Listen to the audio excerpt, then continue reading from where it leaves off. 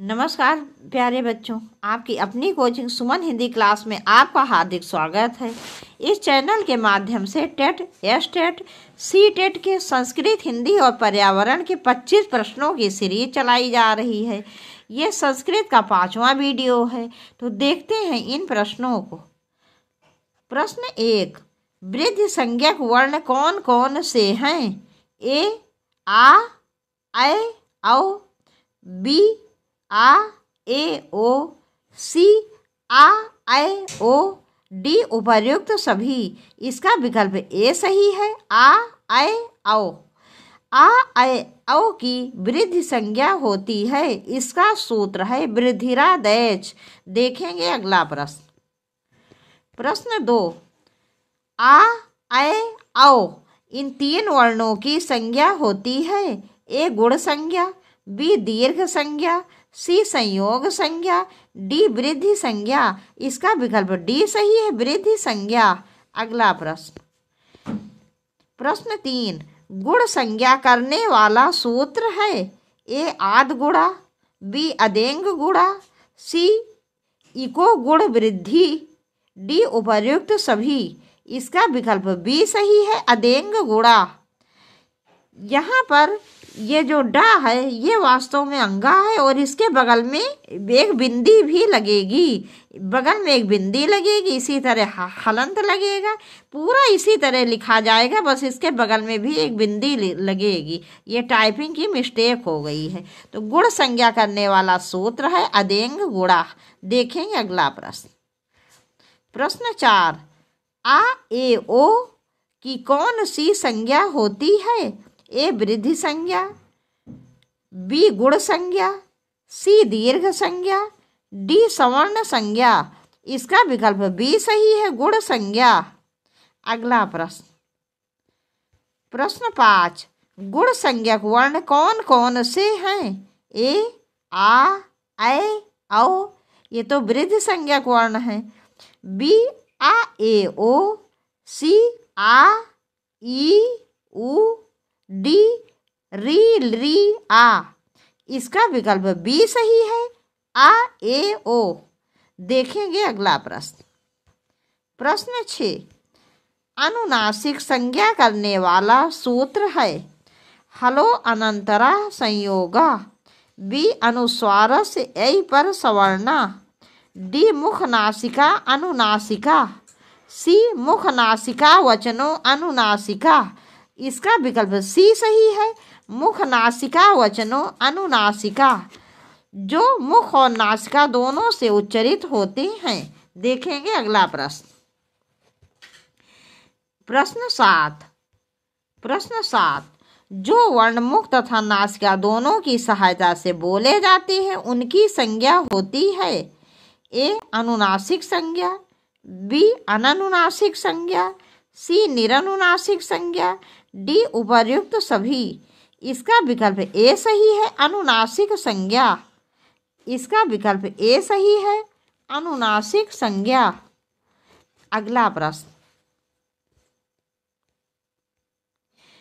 प्रश्न 8, अंगा या णा ना मा आदि वर्ण हैं। ए अनुनासिक, बी निरनुनासिक, सी अननुनासिक, डी उपर्युक्त सभी। इसका विकल्प ए सही है, अनुनासिक।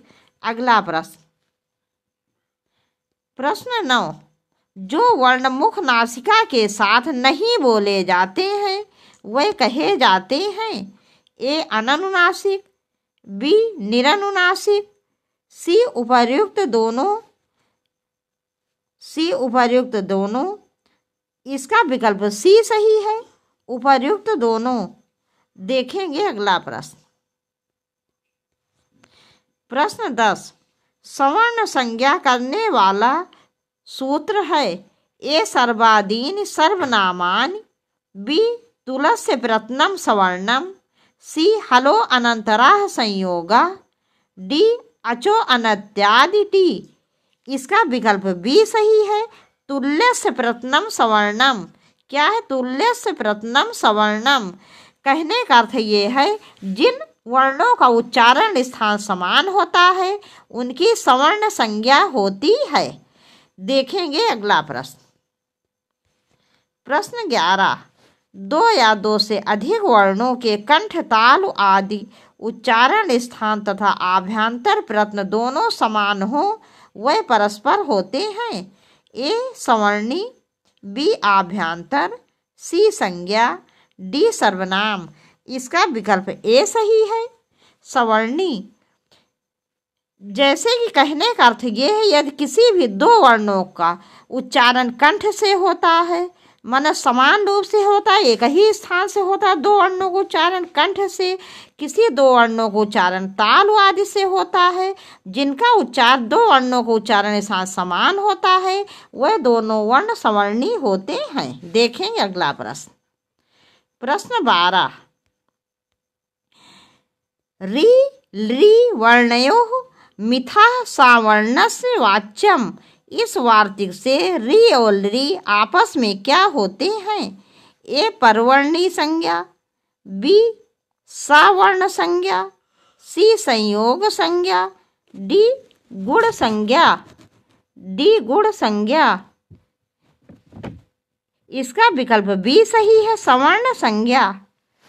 री और ली वर्णों का उच्चारण स्थान अलग है, लेकिन फिर भी इनकी सवर्ण संज्ञा मानी गई है। देखेंगे अगला प्रश्न। प्रश्न 13, प्रग्रह संज्ञा करने वाला सूत्र है। ए इदुदेद द्विवचनम, बी तृप्तमपो, सी हलो अनंतरा, डी तुल्यस्य प्रत्नम। डी तुल्यस्य प्रत्नम। इसका विकल्प ए सही है, इदुदेद द्विवचनम। अगला प्रश्न। प्रश्न 14, ईत ऊत एत द्विवचन की संज्ञा होती है। ए निष्ठा संज्ञा, बी अनुनासिक संज्ञा, सी सवर्ण संज्ञा, डी प्रग्रह संज्ञा। इसका विकल्प डी सही है, प्रग्रह संज्ञा। अगला प्रश्न। प्रश्न 15, तरप तमपो की संज्ञा है, खाली जगह की संज्ञा है। ए घी, बी घा, सी टी, डी सत। इसका विकल्प बी सही है, घा। इसका विकल्प बी सही है, घा। देखेंगे अगला प्रश्न। प्रश्न 16, किन वर्णों की प्रग्रह संज्ञा होती है? ए द्विवचनात् ई उ ए, बी उ और उ, सी ए ए, डी उपर्युक्त सभी। इसका विकल्प ए सही है, द्विवचनात् ई उ ए। अगला प्रश्न। प्रश्न 17, तरप तमप ये दो प्रत्यय होते हैं। ए घी संज्ञक, बी घा संज्ञक, सी टी संज्ञक, डी निष्ठा संज्ञक। इसका विकल्प बी सही है, घा संज्ञक। इसका विकल्प बी सही है, घा संज्ञक। अगला प्रश्न। देखेंगे अगला प्रश्न। प्रश्न 18, घा संज्ञक प्रत्यय है। ए तरप तमप, बी कत कत्तोत, सी शेषोध्याय सख, डी न वेत्ति। इसका विकल्प ए सही है, तरप तमप। इसका विकल्प ए सही है, तरप तमप।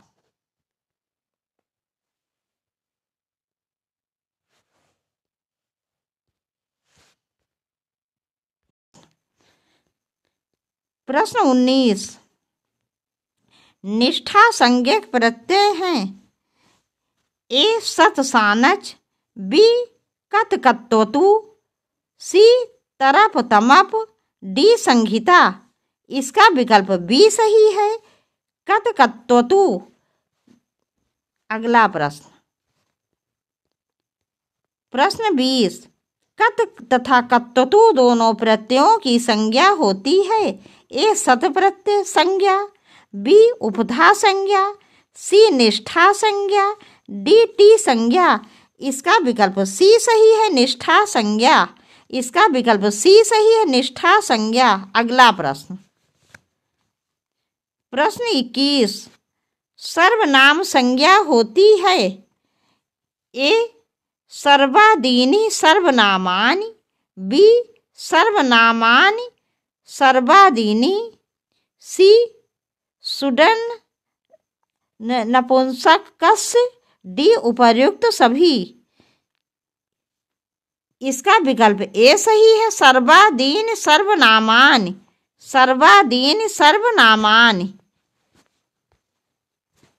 इसका विकल्प ए सही है, सर्वादीनि सर्वनामानि। अगला प्रश्न, प्रश्न 22, सर्व विश्व यत् तद एतत् इदम अदम अस्मद्, सर्व विश्व यत् तद एतत् इदम अदम अस्मद् युष्मद् शब्दों की कौन सी संज्ञा होती है? ए अव्यय संज्ञा, बी संप्रसारण संज्ञा, सी सर्वनाम संज्ञा, डी सवर्ण संज्ञा। इसका विकल्प सी सही है, सर्वनाम संज्ञा। ये सभी जितने भी शब्द आए हैं ये सभी सर्वनाम होते हैं, इसलिए इनकी सर्वनाम संज्ञा होती है। अगला प्रश्न, प्रश्न 23, स्वरादि निपात अव्ययम सूत्र से कौन सी संज्ञा होती है? स्वरादि निपात अव्ययम सूत्र से कौन सी संज्ञा होती है? ए स्वर संज्ञा, बी निपात संज्ञा, सी अव्यय संज्ञा, डी उपर्युक्त सभी। इसका विकल्प सी सही है, अव्यय संज्ञा। अगला प्रश्न, प्रश्न 24, स्वरादिगण में पठित शब्दों की और निपात शब्दों की कौन सी संज्ञा होती है? स्वरादिगण में पठित शब्दों की और निपात शब्दों की कौन सी संज्ञा होती है? ए स्वर संज्ञा, बी निपात संज्ञा, सी सर्वनाम संज्ञा, डी अव्यय संज्ञा। इसका विकल्प डी सही है, अव्यय संज्ञा। अगला प्रश्न, अगला प्रश्न, प्रश्न 25 तथा इस वीडियो का अंतिम प्रश्न, न वेति विभाषा, न वेति विभाषा सूत्र से कौन सी संज्ञा होती है? ए न, बी वेति, सी विभाषा, डी उपर्युक्त सभी। इसका विकल्प सी सही है, विभाषा। इसका विकल्प सी सही है, विभाषा। अब यहीं पर ये वीडियो समाप्त कर रहे हैं। मुझे पूरा विश्वास है सभी प्रश्न आपको बहुत पसंद आएंगे। आपसे जल्दी ही मिलेंगे बहुत अच्छे प्रश्नों के साथ। तब तक के लिए नमस्कार।